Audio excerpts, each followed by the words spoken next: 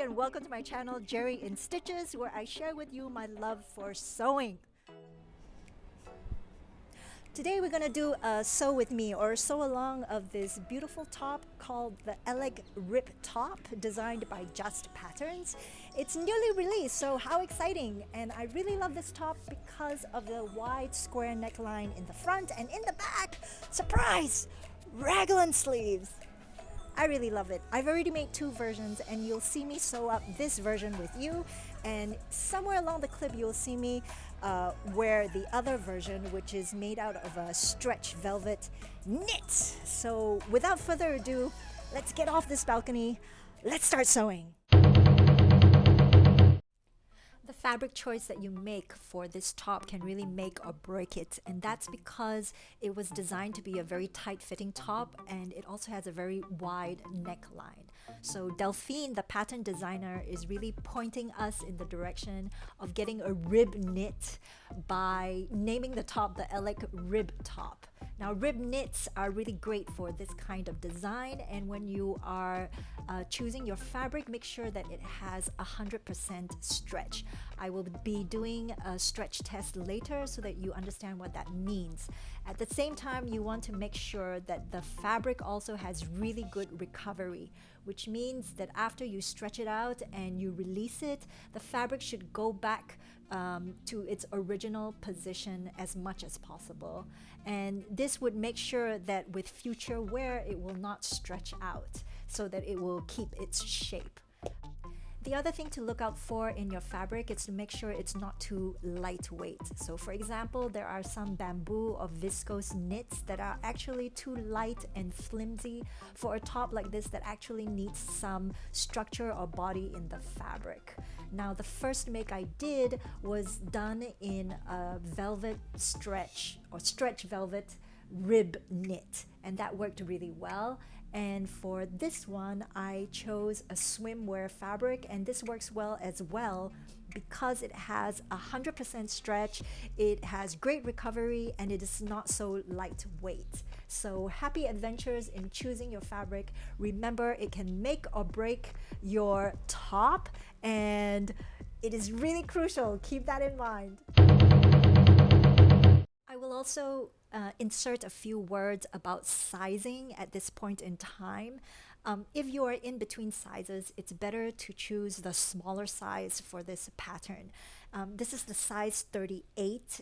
I'm in between sizes and I sewed up the larger size, this one, and when I did my second top, I made a smaller size, which is size 36, and that turned out to be a better fit. So it still looks good on me, the size 38, but I prefer the size 36. Knit fabrics may have different stretch percentages along the selvage and on the cross grain. Now, we want to do the stretch test in the direction of greatest stretch, which will become the cross grain of the fabric. To perform the test, cut out a 10 centimeter wide piece of fabric swatch and place it against a ruler. If 100% stretch is required, then make sure that when stretched, the swatch can extend to reach 20 centimeters on the ruler. To make sure it has good recovery, stretch it out a few times and see that it is able to go back to its original position. The 5 pattern pieces of the top are the front bodice, the back bodice, the sleeve, and the front and back bands. So we want to cut one piece of the front bodice on the fold and do the same for the back bodice, which also has to be cut on the fold. Then cut 2 mirror pieces of the sleeve, here they are. And for the front and back bands, I did a modification to the width of these 2 bands. It's entirely up to you whether you want to make this change or not, but I prefer them to be wider so that they are more prominent to highlight the style lines of the top. The original width of the bands is 1 1/8 of an inch, and I increased the width to 1 3/4 of an inch. These bands are folded in half before sewing on to the garment, and I like it when it looks wider. Whatever you decide, cut 1 each of the front and back bands, also on the fold. Now, after cutting, the first thing I do is to make marks where the notches are on the pattern pieces. Usually I make little snips where the notches are, but because the seam allowance is only 1/4 of an inch, I transferred the markings with chalk paper and a tracing wheel, so I will prevent snipping too far into the seam allowance. I make these notch markings on the reverse side of the fabric on all the pattern pieces, and when that's done, I'm ready for the next step. Technically speaking, you can sew up this top entirely on your regular sewing machine, but full disclosure here, that's not what I did.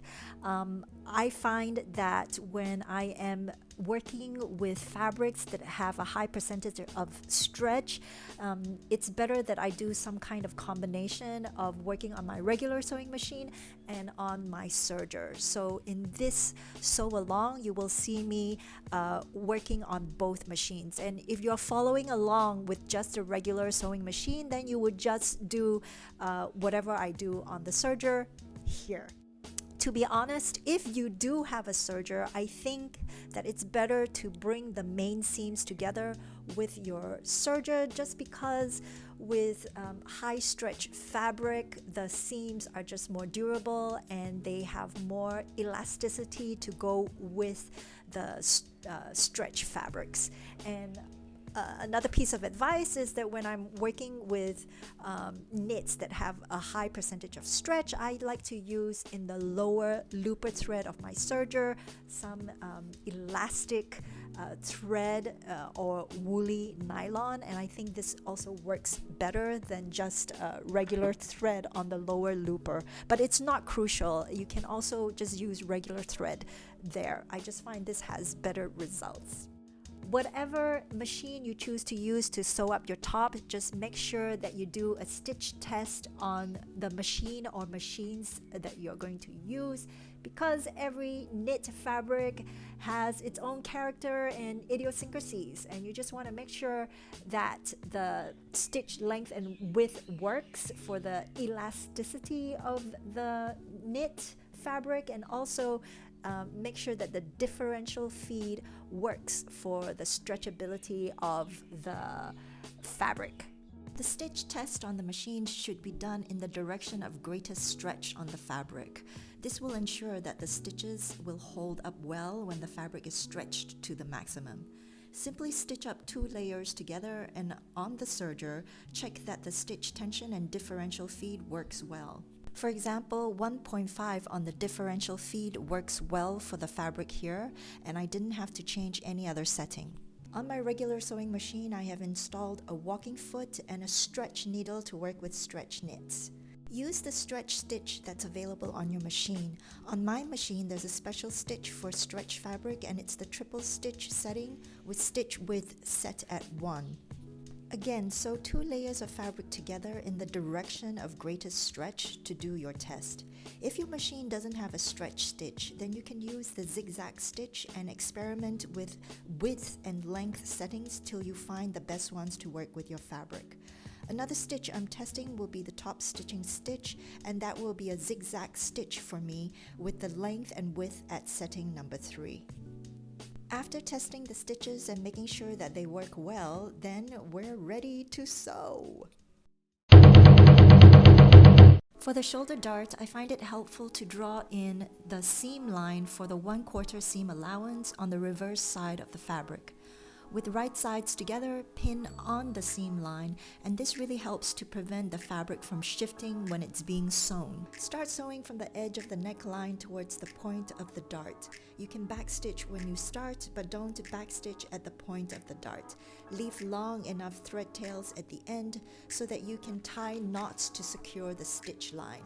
Sew up the shoulder dart on the other sleeve in the same way, then press the seams towards the back of the sleeve indicated by double notches, and we're ready to attach the sleeves to the back bodice. With right sides facing, match the double notches on the sleeves with the double notches of the back bodice. Since I will be sewing these seams on a serger, I am pinning parallel to the seam line to prevent the pins from colliding with the knife on my serger. Once pinned, then I'm ready to serge the seams, or if you're on a regular machine, you can sew these seams with a 1/4 inch seam allowance.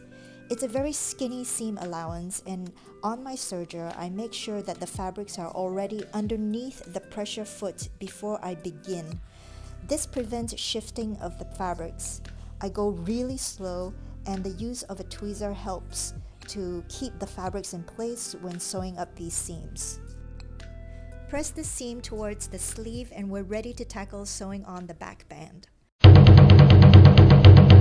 First, the back band needs to be folded lengthwise with wrong sides facing, then pressed properly. This is the center fold notch of the back band, and on either side of it are 2 more notches. First, match the center fold notch of the back band to the center back notch of the back bodice. Line up the raw edges of the back band with the raw edge of the back bodice. Pin. The first notch immediately on the side of center will match with the seam connecting the back bodice to the sleeve. When you are pinning the back band, you will notice that there will be more ease on the bodice and sleeve than the back band, and this is normal because the back band has to be stretched when sewing it. The second notch from center will match up with the shoulder dart. Pin it and then jump ahead to match the short edge of the back band with the edge of the sleeve. Again, there will be more ease on the sleeve compared to the back band, but this is completely normal. After that is pinned, I do the same on the other side of center, making sure to match all notches and the edges. Now, to help stretch out the back band, even before I bring it to the machine, I add more pins in between the notches, stretching the back band slightly as I go and pin. When that's done, then I'm ready to sew the back band on. My first advice here is, again, make sure that the fabrics are underneath the presser foot before you even start stitching. The second advice is, again, to go slow, and even though the pins help with stretching the back band beforehand, I still have to stretch out the back band with my hands slightly as the fabric is feeding into the machine. So make sure that the raw edges are lined up as you go, and this is probably the most finicky part of sewing this top, so take your time with it. Even if you're sewing up these seams on a regular machine instead of a serger, then all the pointers remain the same. Go slow and stretch as you go. The next step is to top stitch this seam down on my regular sewing machine. I'm using a zigzag stitch, stitching close to the seam line on the side of the bodice and sleeves. Make sure that you are catching the seam allowance beneath and the fabric or the garment is facing right side up. If you plan to hem up your sleeves, now is the time to finish the raw edges of the hem on your serger. Or you can skip this step if you want to leave the hem raw, or you are using a twin needle to hem up this hem on the regular machine, or if you are using a cover stitch machine to do the job, if you have that piece of luxury. The next step might be challenging to orientate, but this is how I do it. I lay out the garment so that the reverse side of the back bodice is facing up, which means that when I flip over one of the sleeves, the right side of the sleeve is then facing up. This is the right sleeve as opposed to the left sleeve, and I make sure I am attaching the right side of the front bodice to this edge. On screen, the wrong side of the front bodice is now facing up. Basically, we're connecting part of the front of the bodice to the sleeves. With right sides facing, locate the notch at one of the peaks of the curve on the neckline and match that with the back band edge of the sleeve. The notch on the front bodice curve that matches with the back band edge is the one that is situated closer to the side seam of the front bodice. The side of the bodice will then match up with a notch on the front sleeve. After pinning up both sides this way, then this is what it looks like when the garment is inside out. Double check that all the notches match. The notch at the curve of the neckline should match up with the back band edges, and the notch at the front sleeve should match up with the side seam of the bodice. I prefer to sew these seams up on the regular sewing machine because basically what's required is a basting stitch to secure these seams together before sewing on the front band. When we turn the garment right side facing out, then it would look something like this at this point in time. First, turn the garment inside out again and lay the garment on your work surface so that the reverse side of the back bodice and the right side of the front bodice is facing you. The front band has to be folded lengthwise with the wrong sides facing and pressed the same way we did for the back band. Again, there are 2 notches on either side of the center fold notch. First, match up the center fold notch of the front band with the center fold line of the front bodice. Right sides are facing and the raw edges are aligned. Pin that down securely. Then the first notch away from the center on the front band will match up with the first notch away from center on the front bodice. Pin that down. Next, the second notch away from center on the front band will line up with the short edge of the back band. From here, we are essentially sandwiching the sleeve between the front bodice and the front band. This means that the edge of the front band will line up with the front notch of the sleeve and the side edge of the front bodice. Pin the other half of the front band to the front bodice and sleeve in the same way as you did the first half of the front band. Now you will also notice that between these notches, there will be more ease on the front bodice and sleeve when compared to the front band. Again, this is completely normal because like the back band, the front band also has to be stretched out when sewing. And to help stretch out the front band, I also pin more pins in between the matched notches before I sew the front band up on the machine. And this is what the front band looks like, all pinned up before sewing it on the machine. This time I'm sewing this seam on the serger, but you can choose to do so on the regular sewing machine as well. Here are some reminders. Make sure the fabric is securely beneath the presser foot of the serger before starting the machine.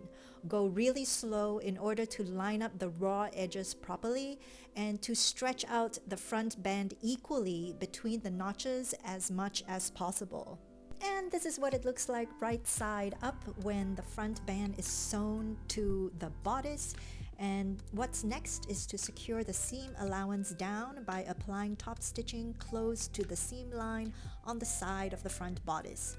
Again, I'm using a zigzag stitch and I make sure I am catching the seam allowance on the underside as I am doing the top stitching. So far so good, and this is what the garment looks like at this point in time. And give yourself a round of applause if you've come this far, because all the difficult stuff of sewing this top is now behind us. What's left to do is to sew up the side seams and to hem this baby up. Let's go! Turn the garment inside out so that the right sides are facing. The sleeve seam and the side seam of the bodices are essentially one long seam connected at the underarm. So basically, we just need to match up the underarm seams, the sleeve seam and the side seam together, pin from the hem of the sleeve all the way to the hem of the bodice, and sew down this long continuous seam from one end to the other. Then press the seam towards the back bodice and the back sleeves. If you are choosing to hem up the bodice, then finish the raw edge on a serger before sewing the hem up. The hem is 1.5 centimeters wide, so just fold this up and sew it down. I am using a zigzag stitch, so I am sewing up the hems wrong side facing up. But if you're using a twin needle for this task, then you would have to do this right side facing up. There's also the option to leave the hem edges raw, and that's completely okay because we're working with knit fabrics. Or again, if you have a cover stitch machine, then go wild with this hem. When this is done, then your garment is ready. One last tip I have as a finishing touch is to secure the front band where it meets the back band so that it doesn't fold and collapse at that meeting point. This is required if, like me, you've also widened the bands. What I did was just to hand sew a few stitches at the seam allowance of the back band to the front band, and that's it, people! The Alek Rib top is complete. All that's left to do is to put it on and dance on my balcony with my clone. Thank you so much for watching. If you like this content, please remember to subscribe to my channel, give me a thumbs up, and ring that bell and leave a comment. I hope you will make your own version of the Alek Rib top. You can find the link to the pattern in the description box below. I love this pattern and will be making more. In the meantime, happy sewing!